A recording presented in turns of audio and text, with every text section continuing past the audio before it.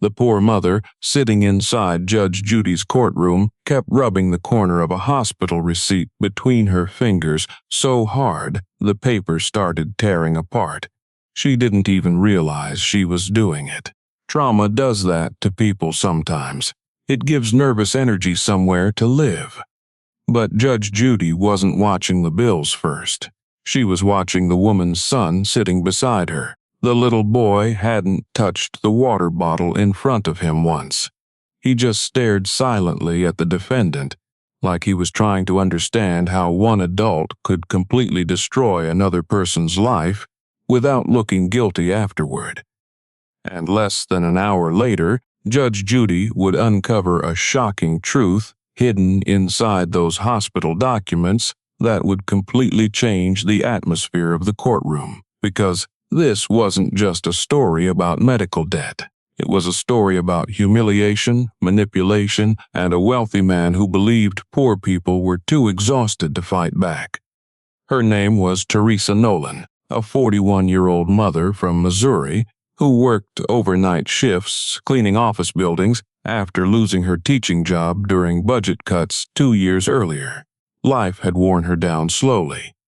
Not dramatically, quietly. Her winter coat was faded around the sleeves, her sneakers looked overused, and the exhaustion in her face carried the kind of emotional weight people develop after spending years surviving one emergency at a time. Sitting beside her was her 11-year-old son, Mason. Thin frame, pale skin, nervous eyes. He held his backpack tightly against his chest throughout the hearing, like letting go of it might somehow make things worse. Across from them sat Gregory Whitmore, owner of Whitmore Elite Fitness Center, a luxury athletic facility outside St. Louis, known for expensive memberships and aggressive youth training programs. Gregory looked confident in the dangerous way successful manipulators often do. Perfect haircut, tailored gray suit, relaxed posture, calm expression. The kind of confidence built from years of talking people out of trusting their own instincts. Judge Judy glanced down at the complaint. Teresa was suing Gregory after her son collapsed during a private conditioning program run at Gregory's facility, resulting in severe dehydration, kidney complications, and nearly $30,000 in emergency hospital expenses. Gregory spoke immediately before Teresa even opened her folder. Your Honor, physical training involves personal responsibility. Teresa instantly lowered her eyes toward the desk. That mattered psychologically.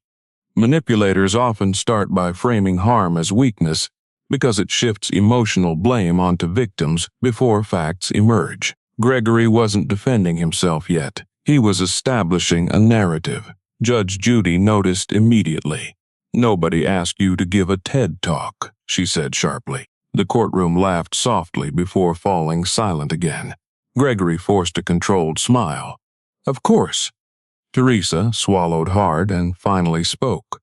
My son collapsed during one of his training sessions. Her voice cracked almost immediately. Nobody called me for nearly 40 minutes. The courtroom shifted emotionally after that sentence. Parents measure emergencies differently than everyone else. Time stretches psychologically when your child is suffering and you're not there. Gregory leaned back comfortably. Our staff handled the situation appropriately. Teresa shook her head instantly. He passed out. Gregory replied calmly. Temporary exhaustion happens in sports conditioning all the time. Notice the wording. Detached, clinical, emotionally cold. Manipulators often reduce serious suffering into ordinary inconvenience because minimizing emotional severity helps protect public image. Judge Judy looked directly at him now. Did this child require hospitalization? Gregory hesitated slightly. Yes, tiny hesitation, but important. Honest confidence answers cleanly. Controlled deception pauses while calculating impact. Teresa opened her folder carefully and pulled out a thick stack of medical bills. ICU observation, emergency hydration, kidney monitoring, specialist consultations, pediatric trauma evaluation. The total sat just under $29,000. Audible murmurs moved through the audience. Mason quietly looked down at the floor.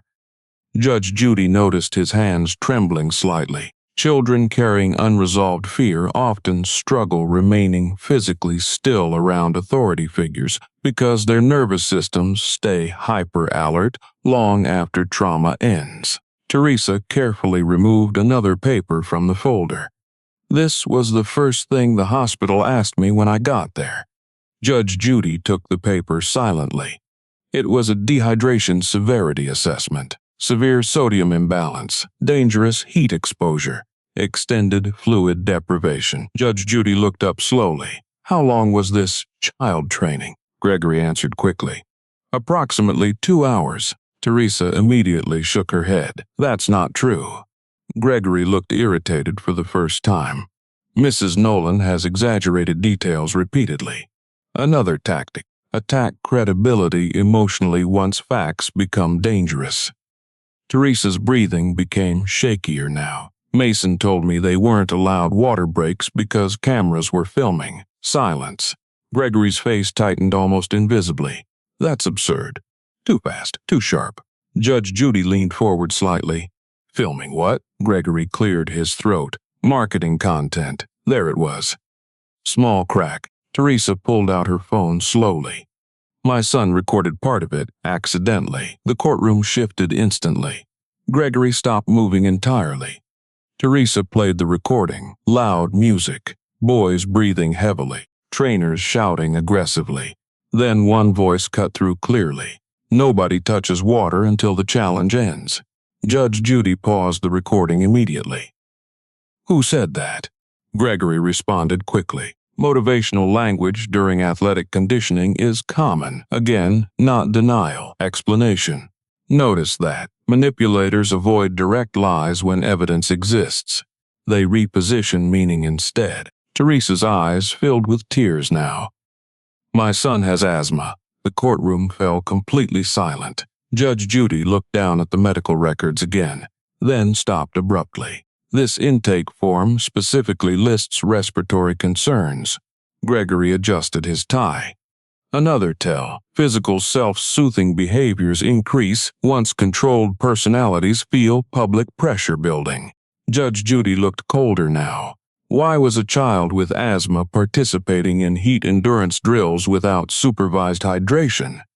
Gregory leaned forward carefully. Participation was voluntary. Teresa stared at him in disbelief. He's 11. That sentence changed the emotional energy in the room instantly, because now everyone understood the deeper issue. Gregory wasn't treating children like children. He was treating them like performance products. But then everything changed.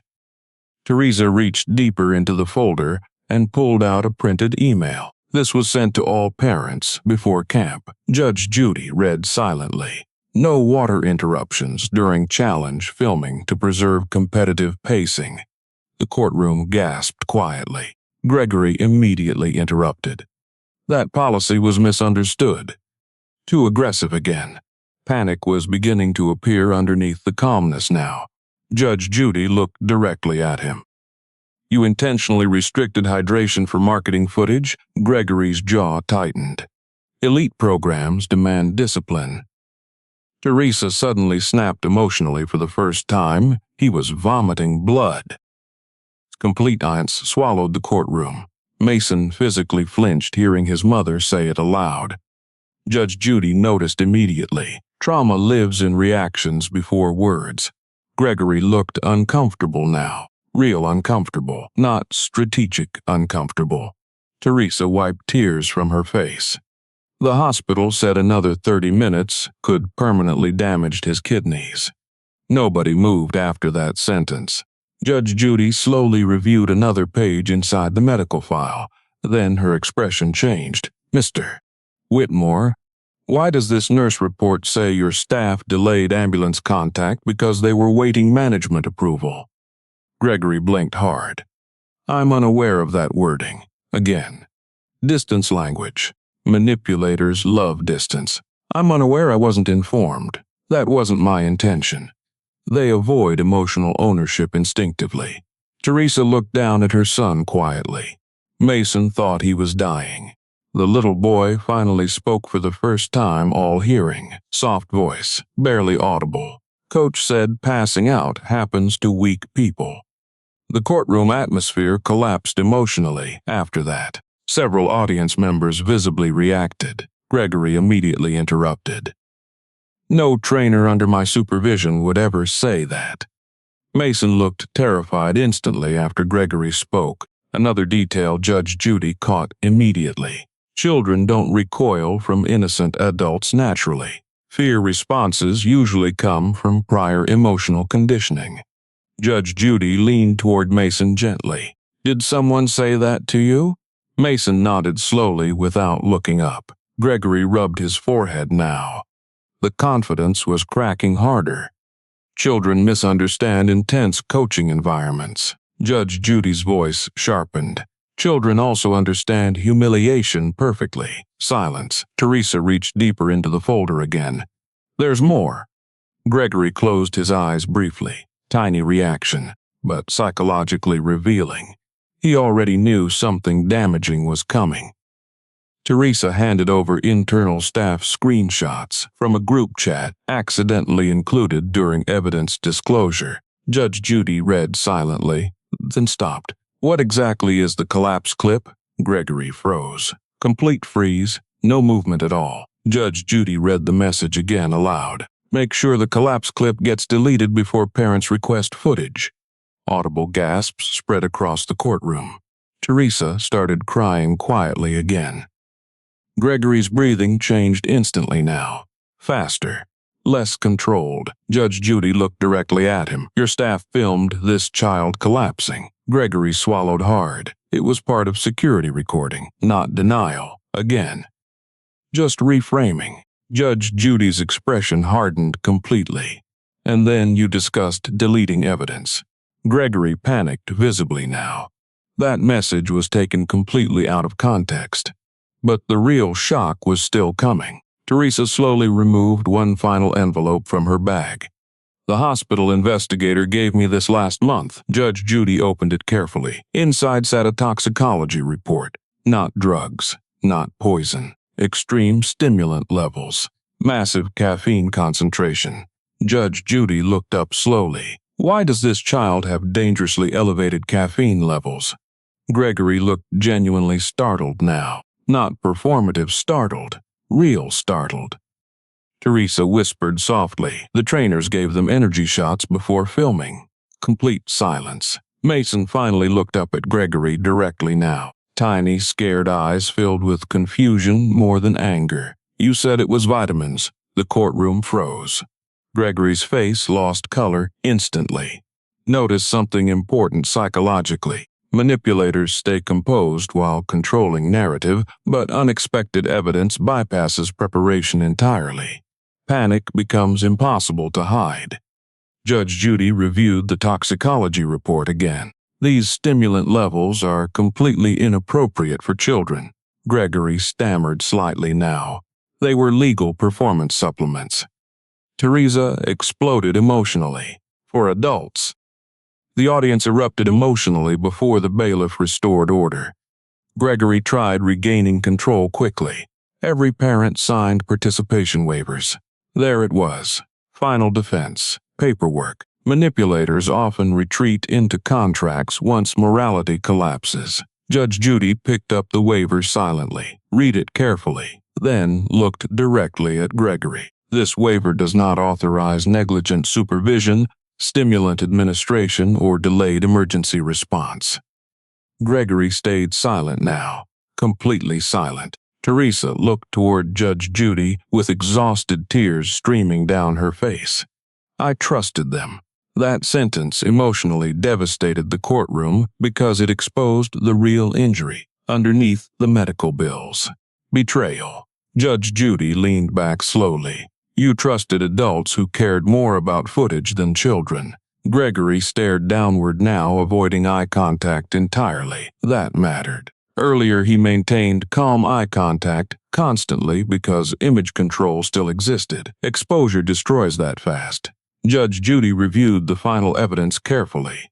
Toxicology reports, internal messages, hydration policies, emergency delays, video records, staff communications.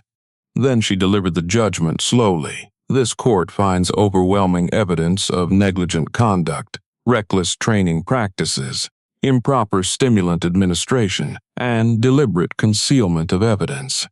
Gregory looked physically smaller now somehow, like exposure itself had reduced him. Judgment for the plaintiff in the amount of $5,000. Teresa gasped softly through tears while covering her mouth. But Judge Judy wasn't finished. And Mr. Whitmore, children are not props for your marketing campaigns. Complete silence. Gregory said nothing. No confidence left, no smooth explanations, just humiliation. Teresa slowly gathered the hospital bills back into the folder while Mason quietly held her hand beside her. Judge Judy looked toward the little boy gently. "How are you feeling now?" Mason hesitated. "Better." Judge Judy nodded softly. "Good." Then she looked back toward Gregory one final time. "You know what your real problem is?" Gregory stayed silent. "You stopped seeing kids as human beings the moment they became profitable." The courtroom went completely silent again after that, because everyone knew it was true, and honestly, Teresa never really came to court for hospital bills. She came because deep down she needed someone powerful to finally say what she'd been carrying alone for months. That her son's suffering mattered more than somebody else's business image. If stories like this matter to you, subscribe to Courtroom Evidence for more emotional courtroom documentaries where hidden truth gets exposed and justice finally speaks for the people too exhausted to fight alone.